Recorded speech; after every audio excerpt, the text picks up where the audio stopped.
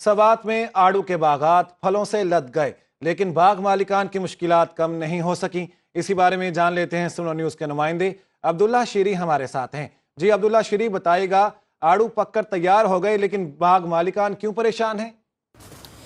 ہاں جی بالکل، اس وقت میں آڑو کے ایک باغ میں موجود ہوں اور آڑو کا سیزن شروع ہو گیا ہے اور یہ مئی سے شروع ہو کر ستمبر تک یہ سیزن جو ہے نا وہ جاری رہتا ہے۔ اس وقت ہمارے ساتھ باغ مالک موجود ہیں، ان سے جانتے ہیں کہ اس حوالے سے کیا کہیں گے۔ سر، آپ یہ بتا رہے کہ اس میں کتنے آڑو کے اقسام ہوتے ہیں؟ اور 1 نمبر سے شروع ہوتا ہے اور یہ 9 نمبر تک ہوتا ہے، لیکن اس کے درمیان میں ایسی قسمیں ہیں جیسے ایلی گرین ہے، سوانی ہے، چائنا 5 نمبر ہے، تو یہ مختلف قسمیں اس میں اندر آتے ہیں۔ تو ایسے میرے خیال میں پاکستان میں 70 قسم کے آڑو ہے۔ 70 قسم کے۔ اور یہ بھی بتا رہے کہ یہاں پر آپ کو کون سی مشکلات کا سامنا رہتا ہے؟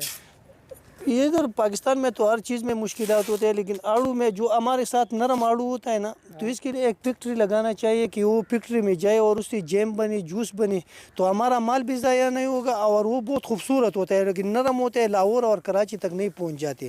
اگر ادھر اس کا فیکٹری ہو تو ہمارے کو بھی کچھ پیدا ہوگا اور پاکستان کو بہت زیادہ پیدا ہوگا۔ بہت شکریہ جی، آپ نے ان کی باتیں جانی۔ تو آڑو کا جو سیزن ہے وہ مئی سے شروع ہو کر ستمبر تک یہ جاری رہتا ہے، لیکن باغات کے مالکان کو کچھ مشکلات ہے۔ اگر حکومت اس پر ٹھوس اقدامات اٹھائے تو اس سے نہ صرف زر مبادلہ کمایا جا سکتا ہے بلکہ یہاں کی جو باغات ہے اس میں بھی کافی حد تک اضافہ کیا جا سکتا ہے۔ جی، آپ کو براہ راست لیے چلیں گے نومی کے رہنما